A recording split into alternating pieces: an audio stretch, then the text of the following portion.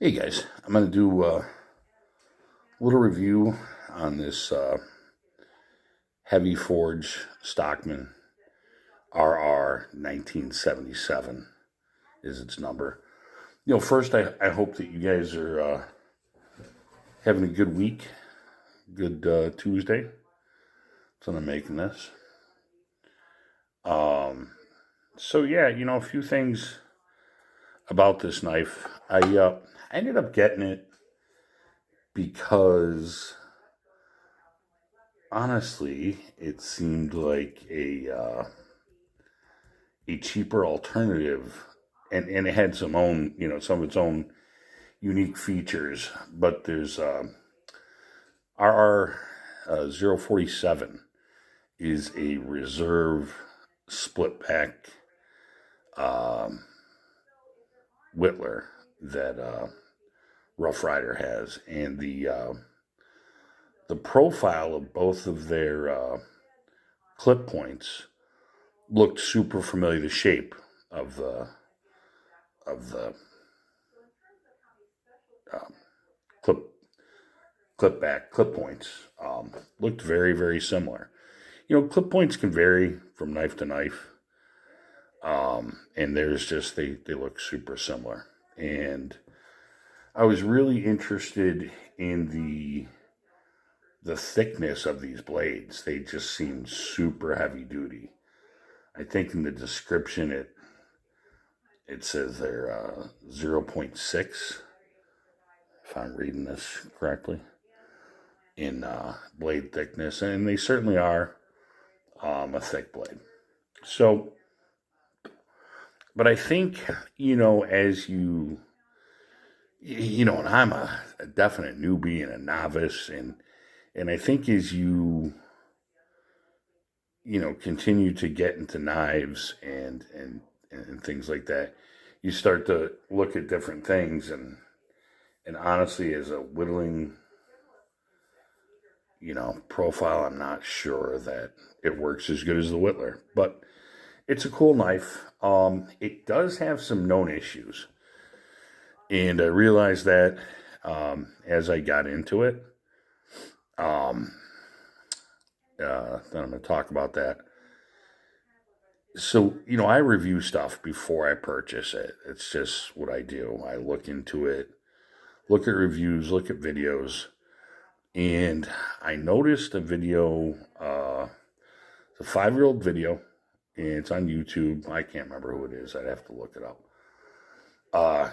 He purchased a knife from Smoky Mountain Knife Works, and he had a real problem with the center blade, which is a sheep's foot. But we'll get into that in a second. So first it comes in the really nice magnetic closure box, which I enjoy. And it came wrapped in this wax paper, which I just think is a super nice touch for a knife that goes for $18 on their website. And of course the anti-moisture packet there. But just see that here. Just a really nice box. There's the number.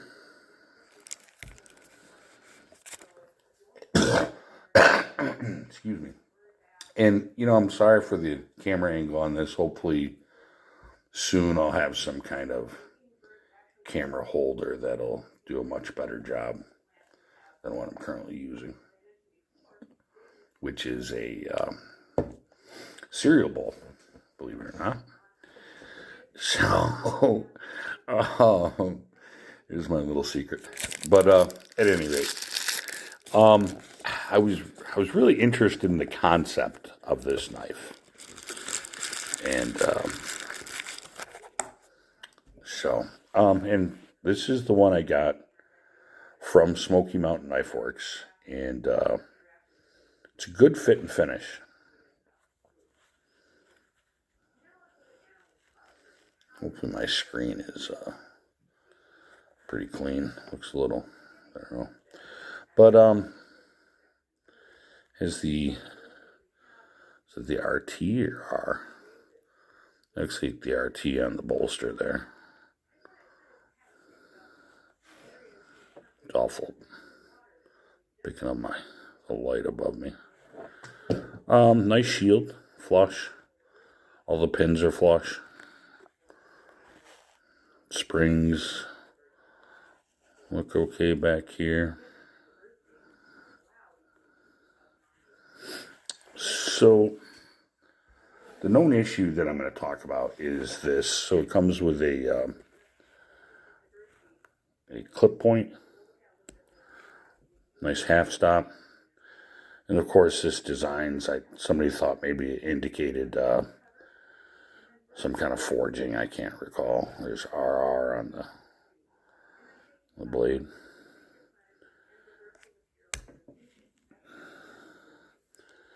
But so that's pretty sturdy sounding.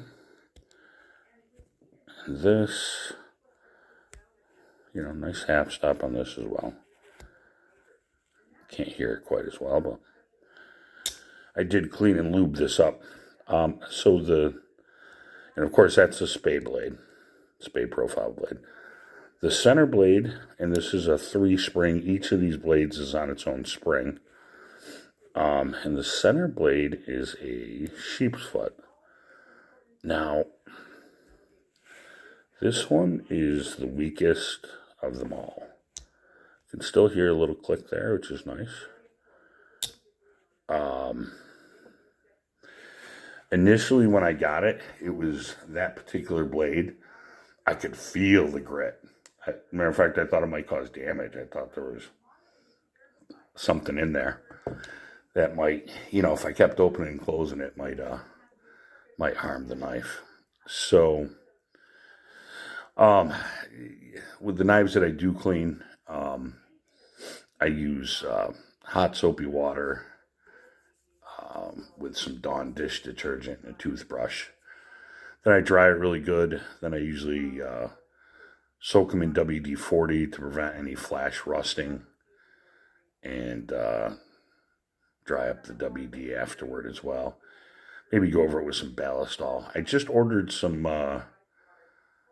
joint lube. I'll have to show you what that is when it comes in. I'm going to use that on the this knife that I picked up here from Ryder. This was actually an eBay find. Discontinued stiletto on from Ryder. But at any rate, I'll use that on a few different knives. Yeah, some Ballistol oil, stuff like that is what I use. This is a T10 carbon steel, which from my understanding is a pretty hard steel. And some reviews have indicated that it's hard to sharpen because it's such a hard steel. I guess I'll figure that out when I go to sharpen it. And I'm a novice at that as well. But, yeah, so originally this center blade, it wasn't functioning quite as well as it does now. At least it's satisfactory. That's what I'll call it. It certainly has a weaker walk and talk, open and closure than the other two blades. But it is functioning, and that's all I can ask for out of this particular model. And but I don't dislike the knife. So hopefully I'll get some fun use out of this at some point. Originally, I may still attempt to do some more work on this. This is the one that I got from Amazon. And when I say known issue, anybody out there who has one of these, who has had no problems with it, feel free to correct me. But I feel like, 10,000 Frenchmen can't be wrong. If somebody reviewed this 5 years ago, had a similar problem with this, the first one I picked up from Amazon had a severe problem with this, and even the the one that works, like I said, sufficiently, you know, still has a little left to be desired, then, you know, it's a manufacturing or design known issue. So this one, right here, it came more lubricated than this one, which I don't really know why, but I did the same thing. I cleaned it, soaked it in WD, and soaked it in Ballistol. So this one on a Chief's foot really doesn't have any half stop. That's not a half stop, it's just stopping. And it does reach a point where it shuts by itself, but like on this one, so you can push it down a little bit, it actually closes. And I didn't like that. I did not feel that was sufficient. I don't want a knife blade kind of setting up a little bit, and you have to push it down the rest of the way with your finger. My suggestion is if you purchase this knife that you do so through Smoky Mountain Knife Works, so if there's any problems, you know, I know they're going to take care of it. And I'm sure the Amazon seller would have as well. But I didn't know if his whole batch was the same.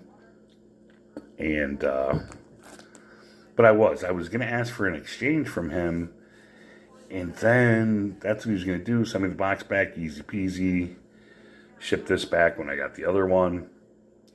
And then he sent a message, oh, I can't just exchange it because I'm not in charge of that part of it. And it just got super wonky. And I ended up reaching out to Amazon, and they gave me my refund, which will take forever to come, but it'll come. And I didn't even have to send this back, because honestly, I'd have to have a friend print it out and go through all kinds of malarkey and stuff like that. I don't know what I'll do with this. Who knows? Give it to somebody who, you know, maybe a kid or something. I don't know. You know, really doesn't serve any great purpose for me with that blade, being like it is. So you know, that is what it is. It's a nice looking knife. I think it's sharp. I do feel like I've been a little jaded on it, you know, dealing with the issue from Amazon, and then even this one itself. But again, beautiful box. This one really doesn't have any issues. I did notice this center blade spring, though, might be a little proud, we'll call it. Yeah, you can kind of see it sticking up there a little bit. And if anybody has any solutions to that, feel free to reach out and let me know. I know there are guys who work on this stuff. So, yeah, it definitely has a little proudness there. So, can I recommend this? I don't know. I know guys were excited over the thickness of it. Some guys weren't. They were like, well, if I'm going to, you know, have such a, let's see if I can show you the thickness and see if I can find anything to compare it to. So it's, you know, definitely a meaty, and I just like that idea. They're like, oh, I'd use a different style knife if I want something that thick, but I was like, why not? But let's see, here's another. This is a Rough Ryder Mini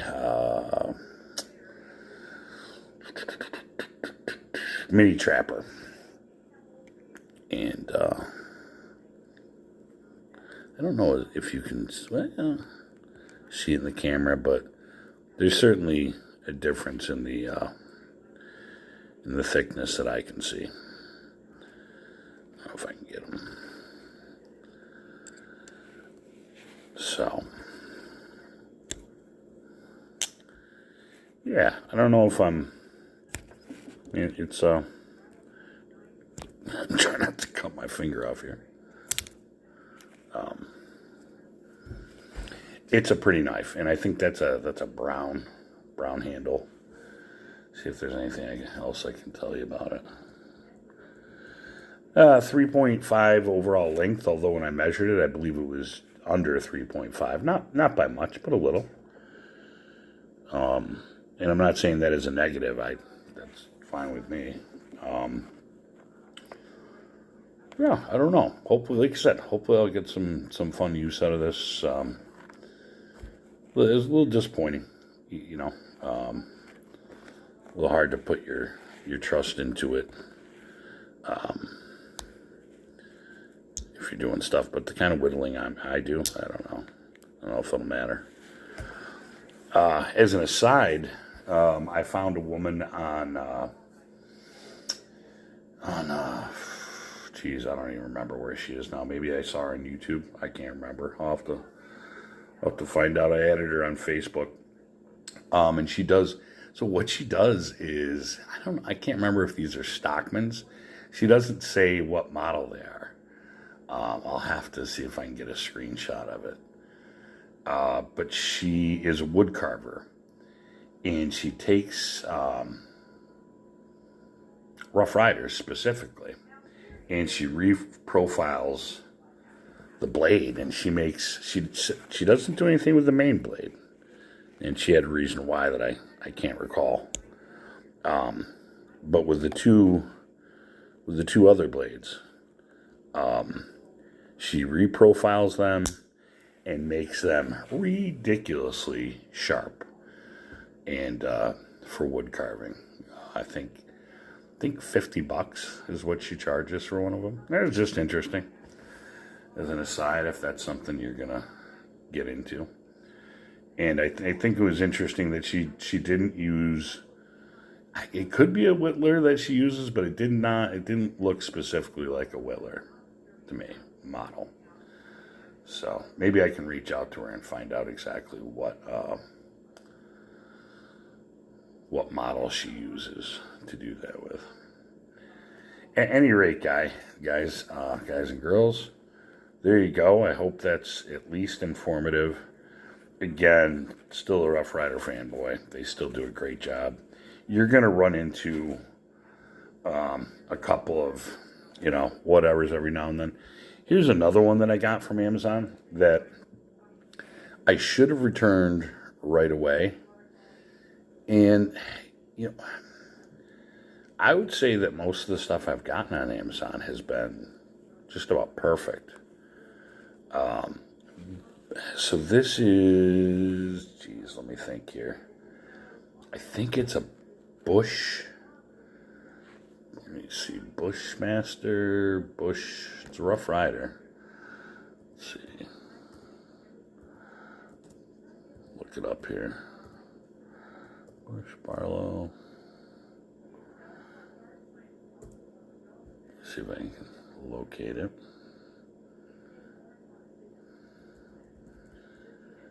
As a matter of fact, yeah, so the reason I ended up getting this one, I was just in the mood for something that looked fancy.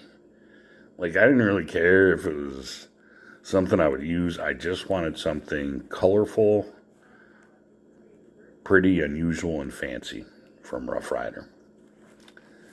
And there was two different series that had a lot of copper look to them. And I still like this. Maybe in another video, I'll review this maybe in a different video. So, but the point, I can feel the point right here. So I should have returned this right away. And instead, I was busy with other stuff, and I was kind of like, I'll just, hit this with my Dremel and blah, blah, blah. Which is fine, I think, if you know what you're doing, but I barely do. Which I'm sure I can, and I'll still take a crack at it and bring that down just a little. It doesn't stick up much, but it does take away from it. It is a beautiful Barlow. And on this one, one of the pins sticks up a little as well. But I just picked up my one of my brothers a Rough Rider Barlow. I did get it from Amazon to ship it to him fairly quickly, and I don't believe his has any issues. He wanted a a white Barlow, so I got him a white bone Barlow. It is beautiful. Has the horseshoe markings on it. I'll have to pull it up at some point. Talk about it a little bit. Now I'd kind of like to get, they have a carbon series Barlow that I like. It's yellow handle material. And I like that it's a carbon series. And they had the blue denim one, and I thought that one looked really sharp too. Like a couple of Barlows. I think they're handy little knives and really traditional. So I hope you guys have a great rest of your week. God bless, and hope the video is at least informative if you're considering picking one of these up. Thank you.